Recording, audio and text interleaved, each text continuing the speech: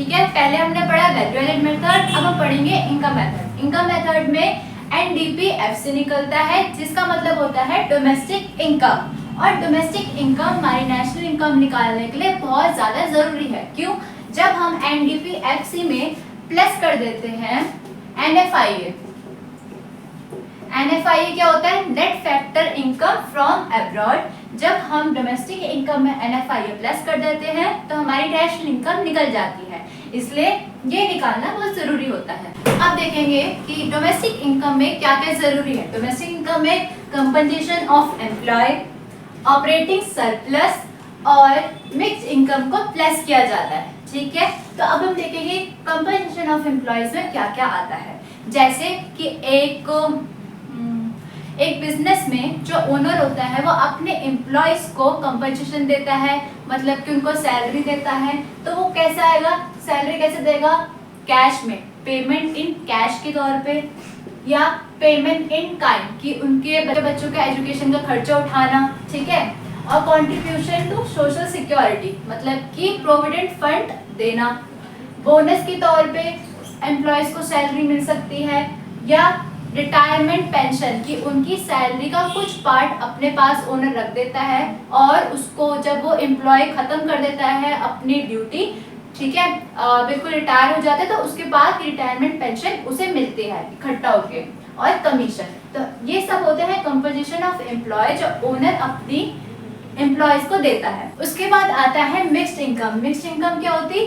जो कि बिजनेसमैन होते हैं, ठीक है, जो जिसके किसी के अंडर काम नहीं करते हैं, तो वो खुद को रेंट देते हैं, रेंट टू सेल्फ, या वेजेस देंगे खुद को। तो सैलरी देंगे, जो कमाएंगे वो खुद एक्सपेंडिचर करेंगे, खुद खर्च करेंगे, खुद पे लगाएंगे, तो wages to self, interest to self, profit to self, जो भी प्रॉफिट होगा वो उनका होगा।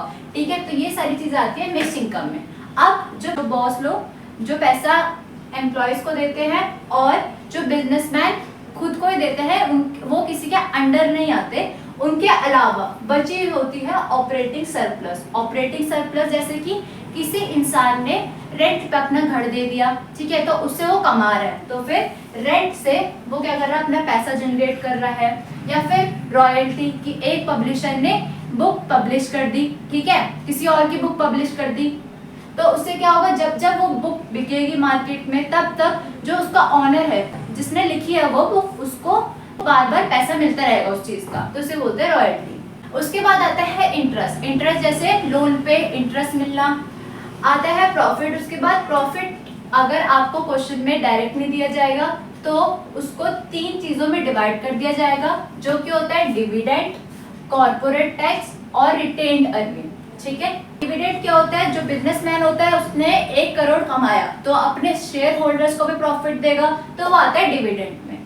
दूसरा कॉर्पोरेट टैक्स, अगर उसने 1 करोड़ कमाया तो फिर वो गवर्नमेंट को भी टैक्स देगा, तो वो होता है कॉर्पोरेट टैक्स। और खुद के लिए भी बचा के रखेगा फ्यूचर इन्वेस्टमेंट के लिए, ताकि वो और ब्रांचेस भी खोल पाए, तब वो होता है रिटेन्ड अर्निंग। ठीक है, तो अब हम करेंगे इनकम मेथड के क्वेश्चन।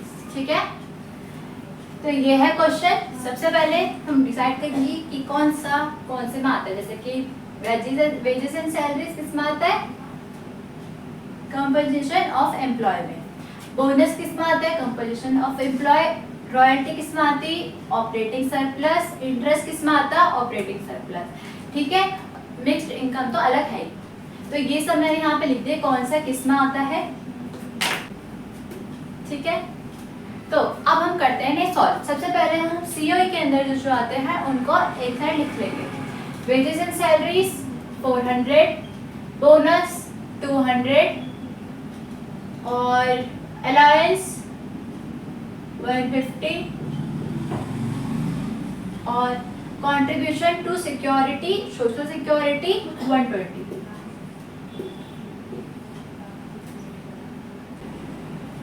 तो इसका कितना आया? 870। आगे हमारे ये आ गया सीओई का पार्ट। अब हम देखेंगे ऑपरेटिंग सरप्लस। ऑपरेटिंग सरप्लस में क्या आता है? रेंट 160, फिर रॉयल्टी 180, इंटरेस्ट 40 और प्रॉफिट आफ्टर टैक्स।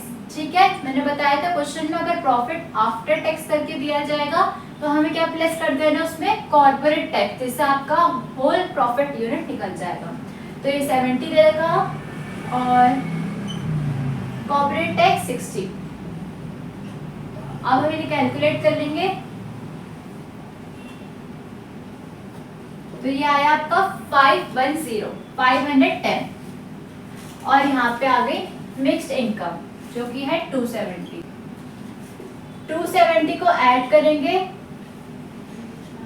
870 से और हमारा आया था ऑपरेटिंग सरप्लस 510।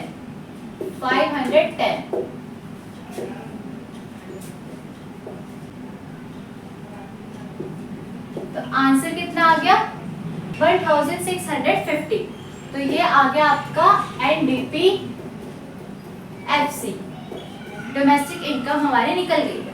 ठीक है, तो अब हम सीखेंगे कन्वर्जन करना। कन्वर्जन कैसे, डेप्रिसिएशन निकालना है हमें, एनएफआई निकालना है, net factor income from abroad और एनआईटी निकालेंगे। ठीक है, डेप्रिसिएशन निकालने का तरीका क्या है कि ग्रॉस और नेट दिया जाता है जिसमें ग्रॉस बड़ा होता है, एनएफआई में नेशनल और डोमेस्टिक दिया जाता है जिसमें नेशनल बड़ा होता है, और एनआईटी में मार्केट प्राइस और फैक्टर कॉस्ट दिया जाता है जिसमें हमेशा मार्केट प्राइस ही बड़ा होता है।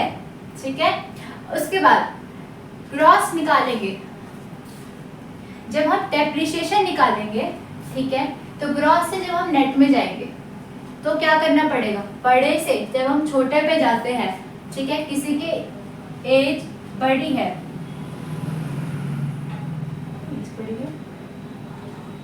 जैसे समझ लो कि इस बच्चे की हाइट बड़ी है, ठीक है, और इस बच्चे की हाइट छोटी है। ठीक है, तो बड़ी हाइट से अगर हमें छोटी हाइट में जाना होगा तो ऑब्वियसली माइनस करेंगे। ठीक है, तो ग्रॉस से जब हम नेट में जाएंगे तो क्या करेंगे, माइनस, और नेट से जब हम ग्रॉस में जाएंगे तो करेंगे प्लस।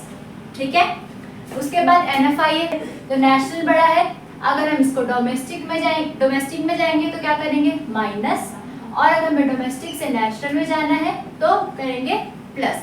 सेम इस तरह मार्केट प्राइस बड़ा है तो हम जाएंगे फैक्टर कॉस्ट में तो क्या करेंगे, माइनस, और फैक्टर कॉस्ट से मार्केट प्राइस में जाएंगे तो करेंगे प्लस।